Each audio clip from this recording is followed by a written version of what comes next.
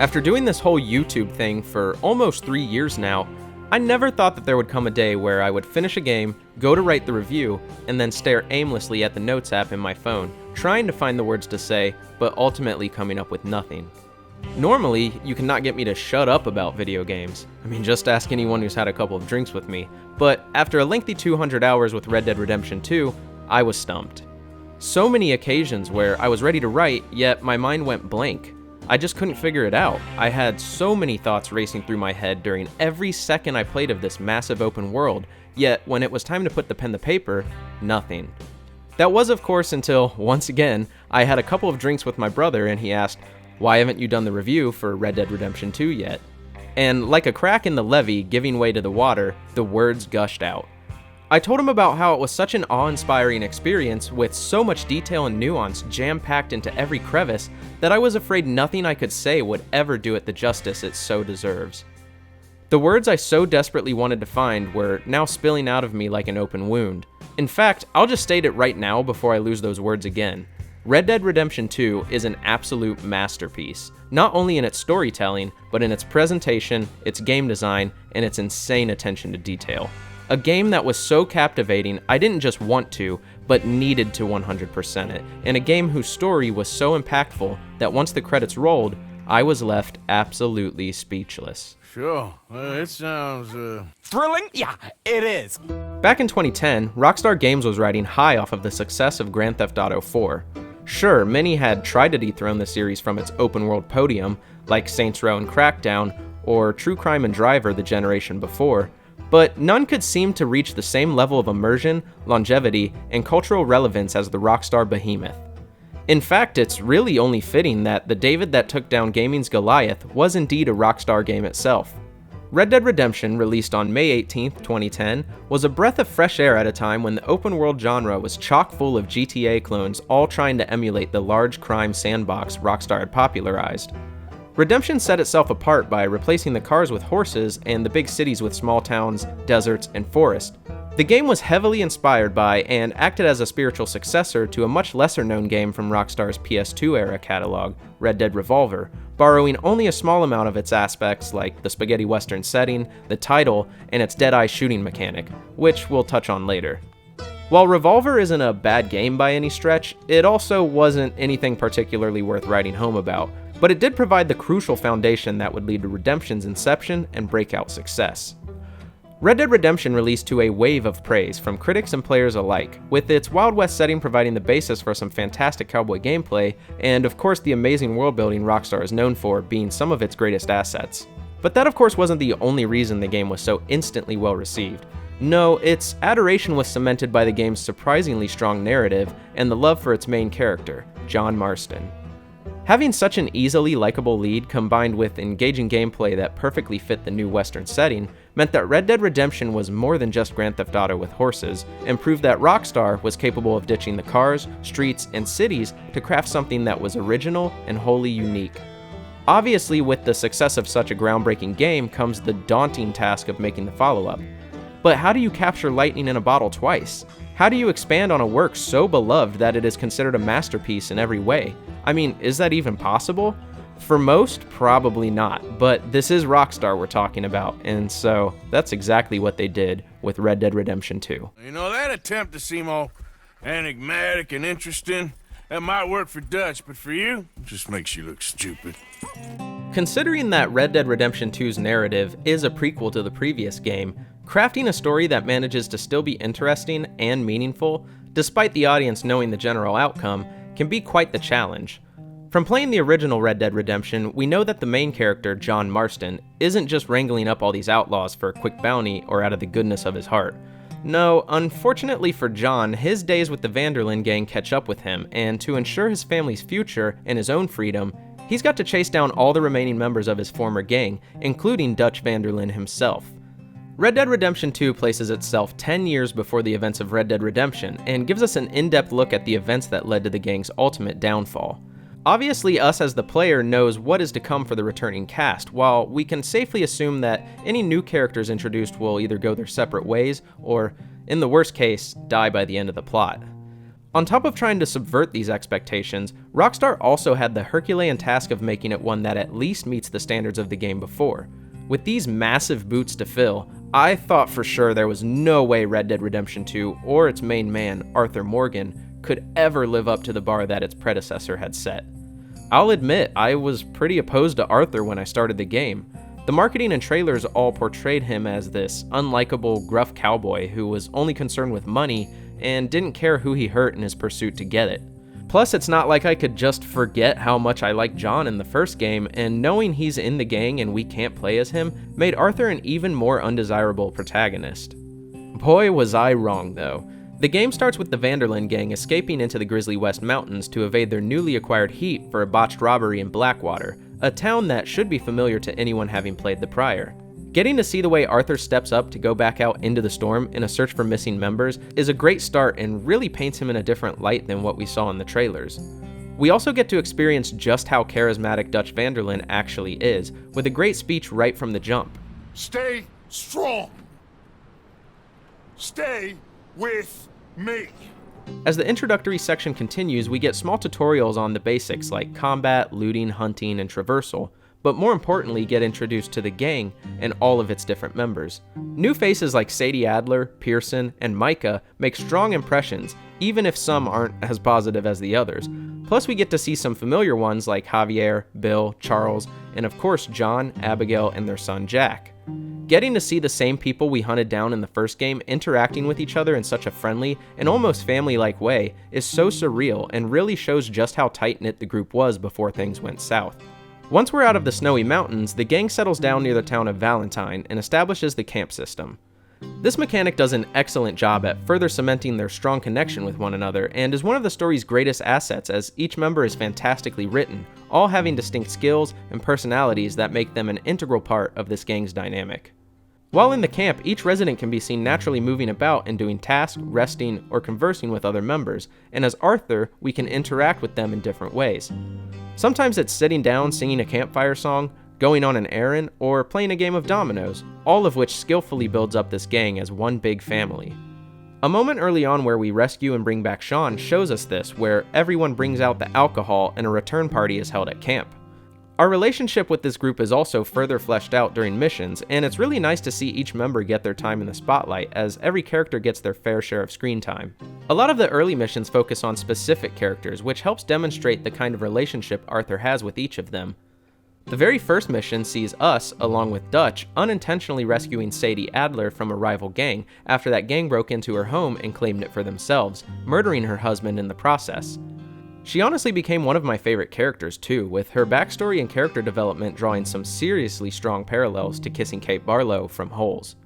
Other great character moments include taking Molly, Tilly, Karen, and Uncle into town in the hopes of finding some leads, a mission with Hosea where he takes us out hunting a legendary bear, or another where you break Micah out of jail, which ends up demonstrating how absolutely batshit insane he is.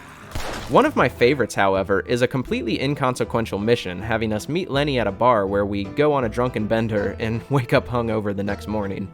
This hilarious encounter doesn't progress the plot in any real meaningful way, but it did absolutely demonstrate the friendship between Arthur and Lenny, as well as giving us some of that unique Rockstar charm, with the way Arthur's drunkenness jumbles the text in the HUD. These early sections also set up the two main antagonists to Dutch's gang in Leviticus Cornwall, a wealthy business tycoon who hires the Pinkertons to prevent Dutch from robbing more of his trains, and the rival O'Driscoll gang, aptly named and led by Colm O'Driscoll.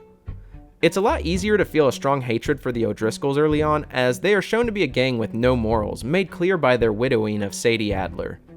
Along with these adversaries, every region the gang finds themselves in each time they're forced to move camp has its own local groups who oppose Dutch and the gang's motives. Since they're more confined to specific areas of the map, Rockstar is able to use these smaller stories as catalyst for the bigger narrative at hand. Speaking of that larger narrative, while Cornwall, the O'Driscolls, and the smaller foes certainly prove that they are at odds with the gang, the true underpinning antagonist of Red Dead Redemption 2 is the changing world around them. This idea can be best summarized by Arthur when he said, We're thieves in a world that don't want us no more. And as you look back at everything that takes place throughout the game, it's evident that this is the prime motivator behind every wrong move Dutch makes. Dutch sees that the outlaw way of life him and his gang have been accustomed to is quickly on the way out, so he's constantly looking for that next big score that will earn them all enough to escape. Unfortunately for Dutch, his own hubris leads him to believe he is one step ahead of this encroaching society, when ultimately he is always one step behind. Of course, it's not just Dutch either, as part of his problem lies with Micah Bell's constant whispering into his ear, surely igniting many of the fires that led to his own failings. Micah is such an explicitly detestable character too, and Peter Blomquist's performance elevates him among the greats of secondary antagonists. He's like this perfect mix of the snide cruelty of Dolores Umbridge from Harry Potter and the slimy sycophancy of Grima Wormtongue from The Lord of the Rings, just a character you love to hate. Getting to view Dutch's spiral into madness all from Arthur's perspective is especially interesting, and Benjamin Byron Davis does a great job at portraying the gradual shift from charismatic leader to unhinged psycho. For Arthur, with Dutch and Hosea having practically raised him, there's a great deal of internal conflict as he struggles to wrap his head around how betrayed he feels by the man he once saw and still very much sees as a father. It cannot be understated how incredible Roger Clark is as Arthur, and is a huge reason why he's such a beloved character.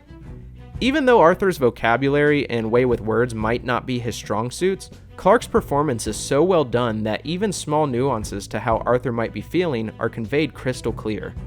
Without spoiling too much, Arthur's personal problems combined with his conflict with Dutch lead to some really emotional moments for the character, and Roger Clark delivers them expertly. The unraveling of Dutch's mind leads to many great sequences throughout the game, but does snag a thread about halfway through, where a few of the members get temporarily stuck on the island of Guarma.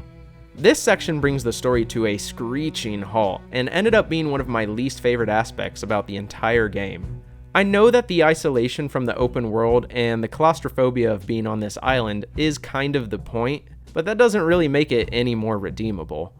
Thankfully, it's over relatively quickly, and doesn't end up taking away too much from the overall experience while still serving its role in the narrative.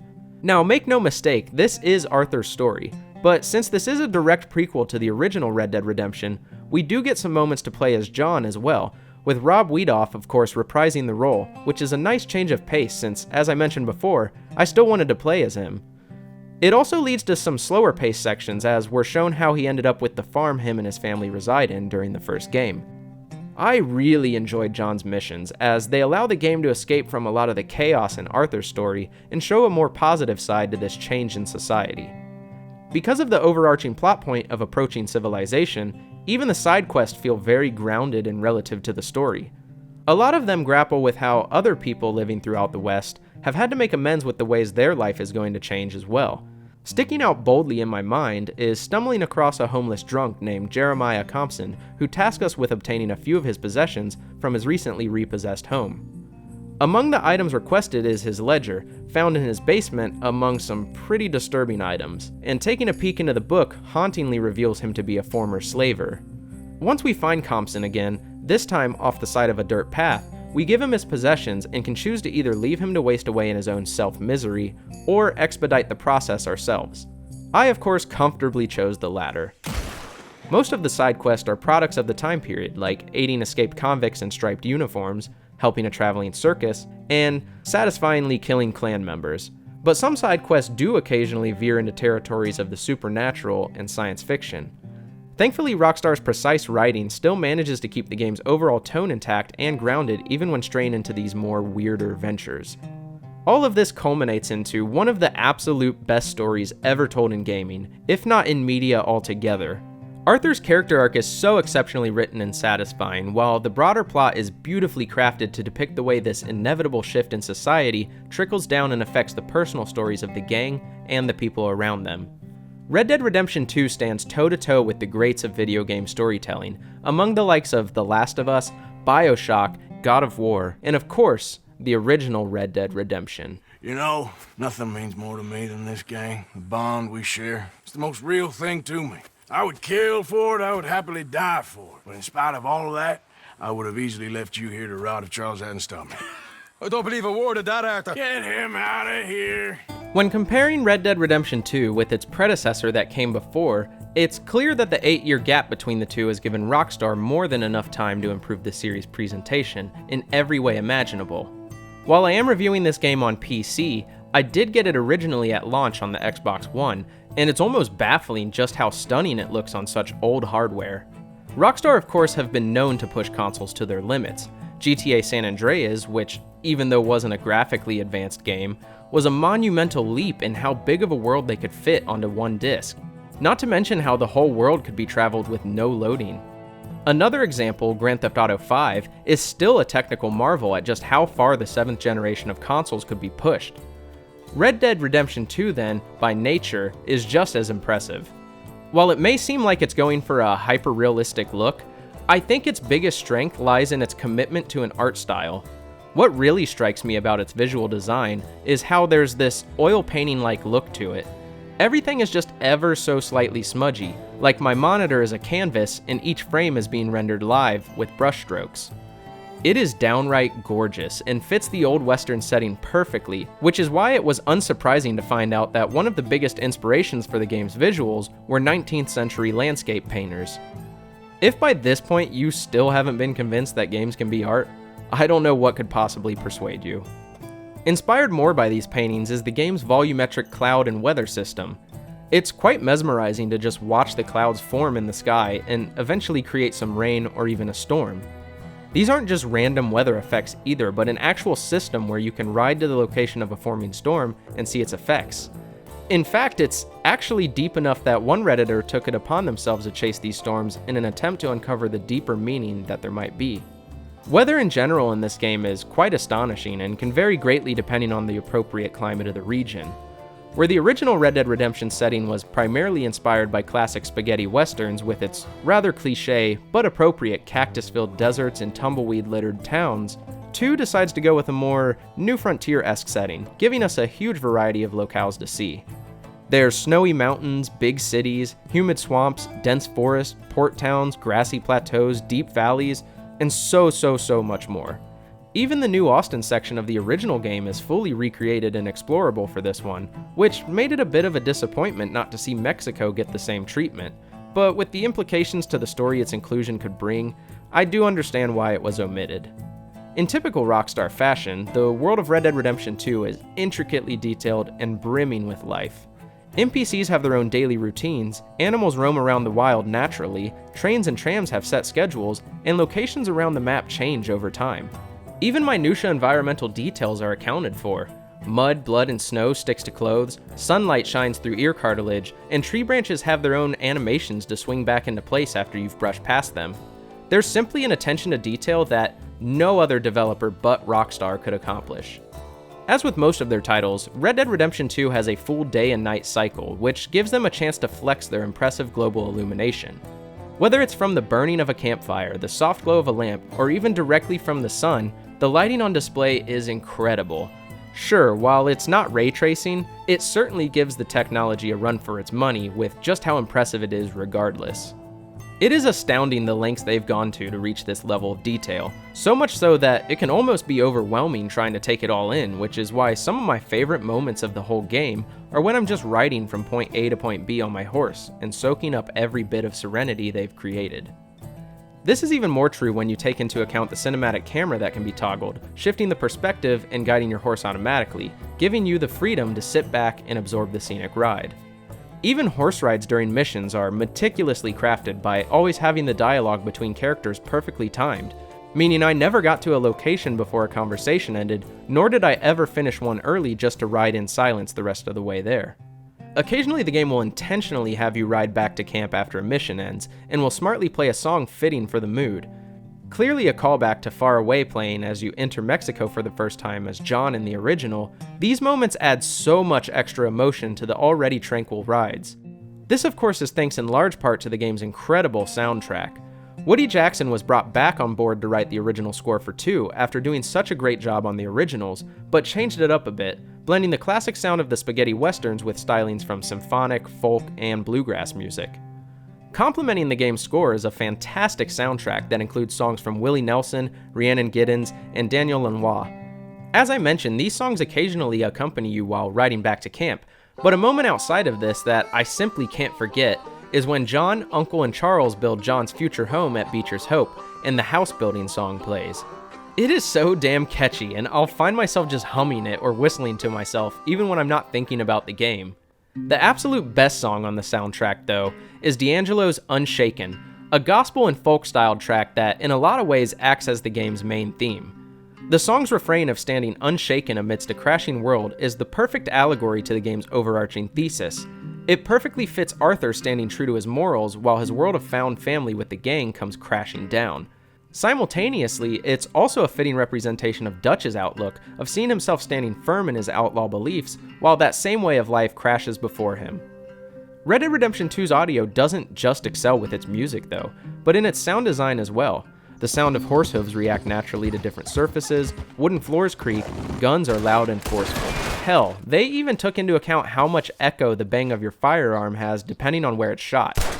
Even the subtle environmental sounds like the babbling of a river or the swish of rushing wind is expertly done and mesh well alongside the chirps of birds and buzzing of nearby bugs. It's something I don't see talked about as often, but it's certainly integral to Rockstar's meticulous focus on immersion. Red Dead Redemption 2's insane attention to detail had to have taken so much time and manpower to realize, and knowing how awful Rockstar's crunch culture is, that is grimly more than true. I know I'm not changing the world by saying any of this in a YouTube video, but the least we can do is continue acknowledging the problem and hope that some level of correction is made for employees of these big corporations. Recent reports have surfaced showing this cultural shift at Rockstar, so it does seem like there is positive change happening.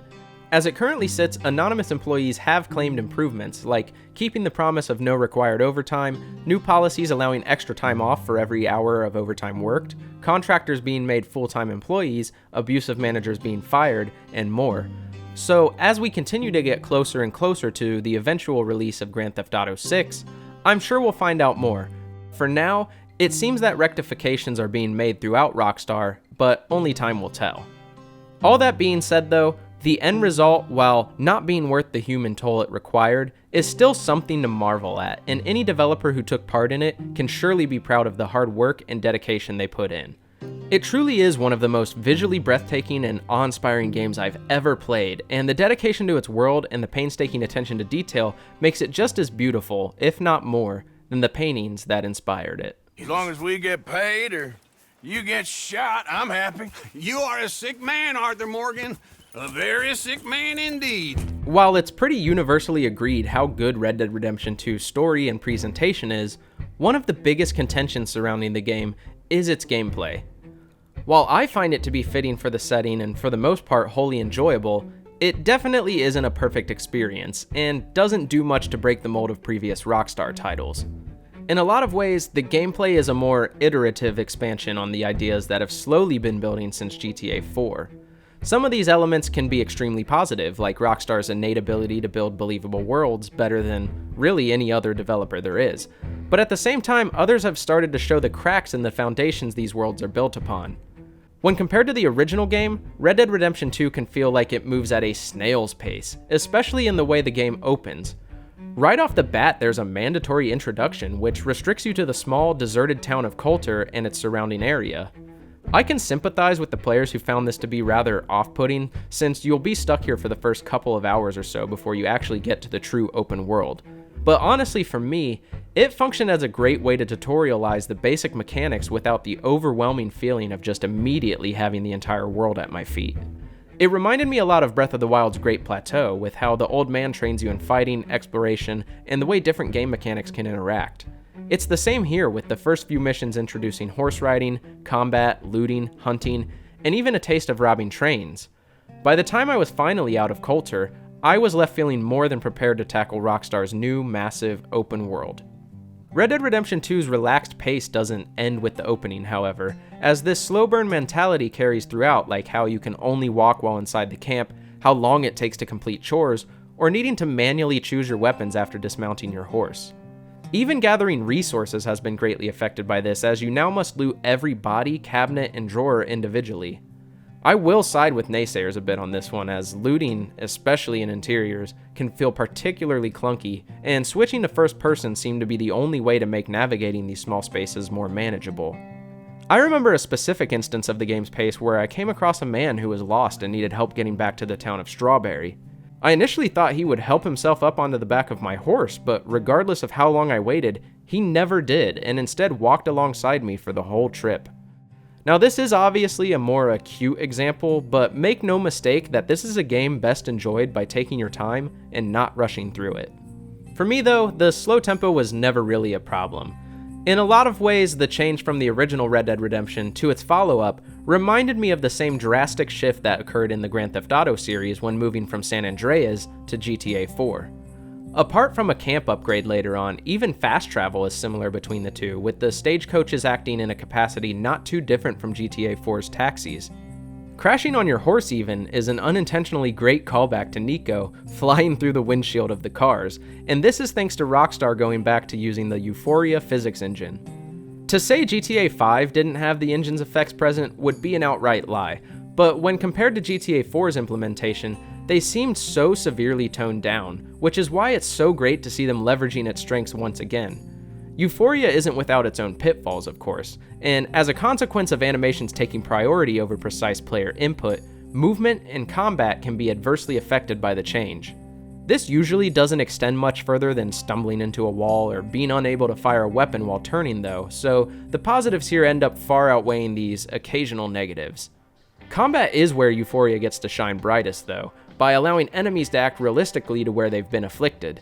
Shoot someone in the chest and they'll stumble backwards before pulling their gun on you. Get them in the leg and they'll likely tumble to the ground. Hell, you can even shoot the gun directly out of their hands if you'd like. It extends beyond weapons too, with hand-to-hand combat seeing a huge upgrade, especially when it's put up against GTA 5's. No longer is it as simple as knocking someone out with just a couple of hits, with fistfighting now feeling more like a proper bar brawl, and each hit feeling like it has some real weight behind it. Of course, if you simply would rather settle things the quick way, gunfights still feel just as rewarding. Sure, Rockstar's modern gunplay hasn't had much in the way of a huge overhaul since its inception in GTA 4, but the iterations over time have made it a pretty solid system. The continued use of snap to aim meant that my muscle memory of pulling the left trigger and flicking up on the right stick for headshots came back to me just like riding a bike. Guns sound incredible and contrast nicely between the sharp bang of a revolver and the thunderous boom of a shotgun. The use of Euphoria allows for some satisfying feedback on top of hit markers signifying when a shot is landed. It's not perfect though, and the weapon sway can be a real detriment to an otherwise satisfying system, especially while moving or after sprinting and Arthur being so out of breath that he couldn't hit a barn door. There's also a small waiting period each time you aim where Arthur needs to line up his shot, forcing you to hold off on firing until the reticle shrinks or else you might miss your target. This is why most of the time you'll find it easiest to use cover, which gives weapon sway and reticule precision some much needed stabilization, while also allowing you to protect yourself from incoming fire. In many ways, this improvement to gameplay means that I'm not using the game's titular Deadeye system as much anymore. Apart from having a red glow signifying highly effective areas, Deadeye has seen little change since the prior game. It's still very useful to mark off and take out a group of enemies, or when being used to nail a shot while moving on horseback, but with it being a limited use resource, I found myself conserving it more often than not and only relying on it for getting out of sticky situations. A big reason for this is because of Red Dead Redemption 2's new cores system, which features 3 distinct meters representing one of the 3 main attributes: health, stamina, and Deadeye. Each one has a respective bar that depletes with use and replenishes over time, or in Deadeye's case specifically, by getting more kills. The core then determines how quickly these attribute bars replenish, with a full core filling the bar the fastest, slowing down until the core is empty, at which point it no longer refills the bars at all. Stamina and health cores can be refilled simply by eating enough consumables, which I naively assumed also meant it was enough to keep Arthur well fed, and so I spent the majority of my playthrough with him underweight. Deadeye is the trickier of the 3 to maintain. The majority of consumables that refill your Deadeye negatively impact your other cores like alcohol and cigarettes, hurting your health and stamina, so this one became quite tedious to upkeep, owing a lot to why I used it so infrequently. About halfway through the game though, I realized meat cooked with thyme refilled the core without harming the other 2, so occasionally I would carve out the time to craft a stockpile of it at a campfire. That way I would never have to worry about running out of Deadeye. Horses actually use the same core system as well for their health and stamina, but thankfully these were much easier to maintain than Arthur's. Both can be restored by just feeding your horse the occasional apple, carrot, or oatcake, and keeping it clean prevents them from draining as quick, which can be accomplished by brushing your horse or simply riding it through a body of water. Keeping your horse healthy is essential, as they are an integral part of Red Dead Redemption 2's gameplay and are thankfully a joy to use. Maneuvering them is relatively natural and for the most part is a big improvement over the original game. Maintaining top speed can be a challenge though, as you'll need to time the button presses with every single gallop or risk losing stamina, so I definitely prefer the slightly more arcadey feel of the original, where finding the rhythm was as easy as tapping A on every third gallop. Generally speaking though, like I mentioned earlier, using the cinematic camera and just soaking it all in was my preferred way to ride because it gives you a chance to appreciate everything, like the insanely detailed horse animations or the wealth of different items you've equipped for both Arthur and his horse. It's kind of unbelievable just how much customization options there are in Red Dead Redemption 2. Horses can be fitted with different saddles, tacks, bags, and stirrups, as well as different manes and tails in plenty of different colors. Arthur's customization, on the other hand, is some of the deepest I've ever seen in a game, with all kinds of different shirts, coats, hats, pants, suspenders, boots, you name it. And on top of all of that, you can choose to style them with rolled sleeves, buttoned or unbuttoned, pants tucked into the boots or untucked. There's so much. The outfits even have effects on gameplay, as you'll need to wear warmer clothes in cold climates and something lighter for the hot ones. Knowing when you're in these areas is usually pretty telling, especially with how colder areas are color graded with a slight blue tint and warmer ones with orange, but of course the HUD will also indicate this to you if you're confused. Another great customization option is giving Arthur a haircut, which you'll need to do occasionally as it grows out naturally as time passes, and I've never seen a game with such intricate beard options. Each section can be trimmed to make the exact type of facial hair you desire. Of course, you can't just choose a new beard, and if you want to change it up after trimming it, you'll have to grow it all back. Once you have Arthur looking the way you want him, there's also the option of customizing all of his weapons from the style of the barrel and handle, all the way down to the trigger, hammer, and engravings. Unfortunately, this customization is about all there is to spend money on in the game, apart from some nominal camp upgrades, and so the more you progress, the more trivial all of these mission payouts tend to start feeling. What's frustrating too is how each mission you complete gives a cut to you and then sends the rest to the camp. Yet, if you go to the ledger and try to purchase an upgrade, none of these funds sent to the camp can be seen, requiring you to donate money from your own cut of the missions to get any of these upgrades. At least donating to the camp gives you some good honor, but that just brings me to yet another system that feels like it isn't fully fleshed out. Doing good and bad things in the world will net you high and low honor respectively, but apart from deciding which ending you get, the honor system doesn't do much outside of some increased loot luck, a few cosmetics, and some shop discounts. On top of honor, you also have the bounty system, which is exactly what it sounds like, a way to make Arthur wanted for his crimes, which you can resolve by paying off or being arrested. This system works pretty intuitively and feels grounded in the world. For example, kill a person near a town and someone is likely to see you and report it. Kill someone in a remote area and none will be any the wiser. But then you go back to the honor system, which seems to just be up to the gods at this point, because that same guy you just killed in the woods will grant you no bounty, yet killing and looting their body loses you honor, which you can then make up for by endlessly throwing fish back into the water.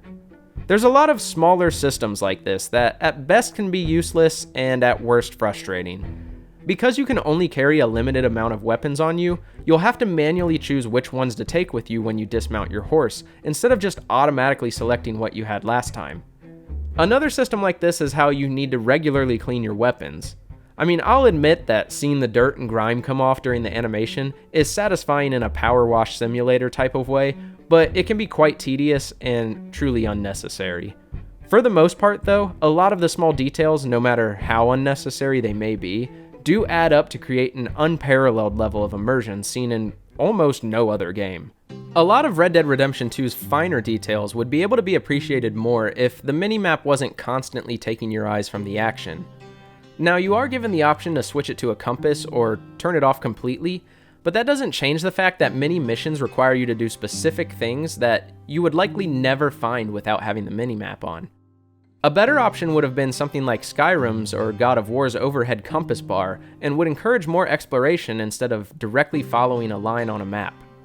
This really just goes hand in hand with Rockstar's modern game design philosophy though, where the focus on narrative directly conflicts with the sandbox nature of the open world. I won't go into great detail on it, as plenty of others before me have made much better videos explaining the subject, but it's something I feel needs to be touched on regardless. A great example of the narrative stepping on the toes of the open world is the Guarma section I mentioned earlier, or how missions need to be completed in very specific ways, but it can also extend to things as inconsequential as forcing you to only be able to walk while you're in camp, ensuring you have opportunities to interact with the gang members. The open world is meant to be a toolset that gives players the freedom to solve problems and accomplish tasks in creative ways, not to tell them exactly how they're supposed to use those tools. The recent Hitman games are a great example of how a game can still have clear-cut goals while also giving the player a plethora of different ways to reach them, and I hope Rockstar can take the time to reflect on how they can improve here, because it's clear that this type of game design still exists in the game. Case in point, you don't necessarily have to use the eagle eye type vision to track an animal, especially when it's in the snow and they physically leave their tracks behind. Another example of Rockstar flexing their open world talents when they want to are the different treasure maps that can be found. Each one requires you as the player to know the landscape well enough to find the reward based only on the drawing you're given, which is why these ended up being so memorable to me. There's also plenty of locations and people to stumble upon in the world with absolutely no missions tied to them and exist for the sole purpose of being discovered. Things like a house hit by a meteorite, a giant's remains, or a strange man in a treehouse added so much depth to the world, especially when they were discovered naturally through exploration. The random encounters are great too, and added some needed life to the horse rides between destinations, especially when it's something like a rival gang deciding to jump you. But these can suffer from the same over-scripting problem as the story, especially by the 6th time I've seen a man get kicked by his own horse. That being said, unless you're a completionist like me, it's unlikely you'll see too much of this content repeated, especially since this game has such an obscene amount of it that even the 100% doesn't require you to do it all. What it does ask of you though guides you to experiencing the main bulk of content Red Dead Redemption 2 has to offer. As blasphemous as it may seem, I'm normally not the biggest fan of fishing minigames, but hunting down all the legendary fish gave me an opportunity to have more fun with the mechanics past the general idea of fishing for food or just for fun. It was always really exciting catching a bunch of the smaller fish and finally getting that big bite where you just knew this was the one. The main bulk of challenges required for 100% actually do a pretty good job of this idea of leading you to better understanding, like how requiring me to cook every type of meat made me realize using time in the recipe replenished the Deadeye core without harming the other two. Others are just simply fun and make you experiment with the mechanics in the game, like riding your horse from Strawberry to Saint Denis in 9 minutes without touching any water, or needing to kill 4 consecutive enemies by throwing and retrieving the same tomahawk.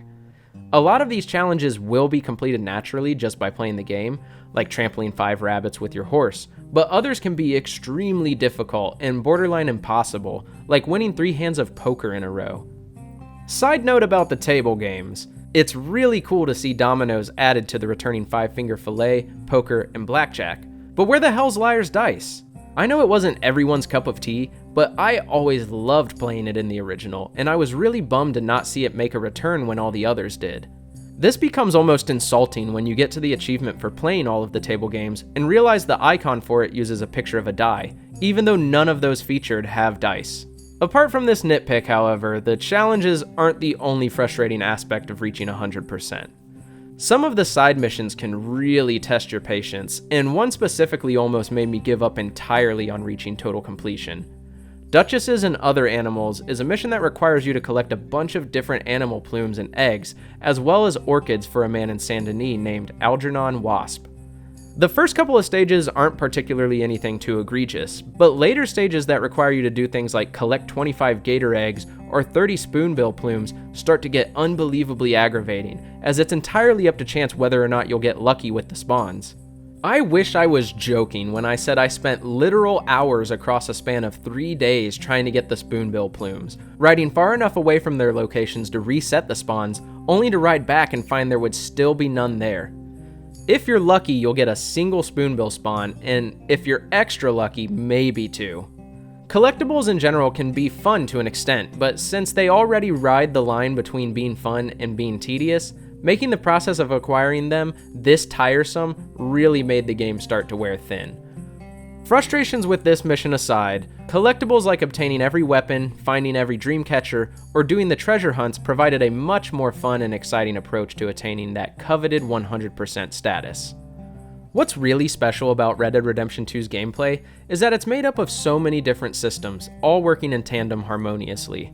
Some may be more significant than others, but somehow each feels like it was designed with the same amount of love and care, whether it be something as simple as mud deformation or a component as key as combat. Careful not to work yourself to death there, Uncle. I was thinking. Yeah, does it pay well? Oh, eventually. Red Dead Redemption 2 is an unforgettable game. Building off of the foundations of everything that made its predecessor so well received and elevating it to unimaginable heights, Rockstar and its very talented team of developers have made something that only they could accomplish. There's something truly special about the meticulous attention to detail all of their games possess, but the level at which it is realized here is far beyond anything they've done before. With such a strong outputting, it's almost impossible to think of how Grand Theft Auto 6 and its inevitable release could ever live up to the precedent that this game sets. Occasionally there are gameplay mechanics that can overstay their welcome, or just simply shouldn't have been included, but when it all comes together, it provides a degree of immersion that is miles above the competition.